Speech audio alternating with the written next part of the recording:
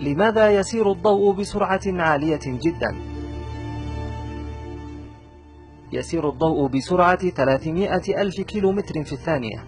مثل أينشتاين سرعة الضوء في معادلته المشهورة بالثابت C على النحو التالي: E تساوي mc أس 2.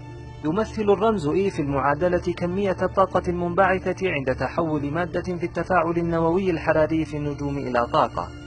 إذا زادت سرعة الضوء بشكل طفيف عن سرعتها الحالية، لزادت الطاقة الناتجة عن التفاعل النووي الحراري عشرات الآلاف عما هي عليه الآن. ستنفذ الطاقة الموجودة في قلب النجوم بشكل أسرع، ولا غرق الكون في الظلام منذ ملايين السنين. وماذا لو انخفضت سرعة الضوء قليلا؟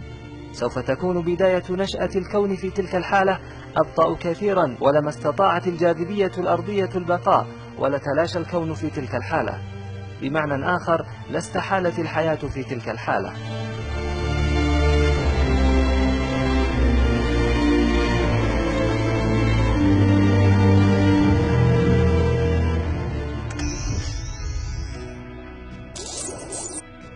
إنني أعارض النظرية الداروينية، أو من الأفضل لي أن أقول إنني معارض لنظرية التحول أيا كانت الآلية أو السبب الذي يتخذه الشخص في ترقية التطور بتلك الدرجة.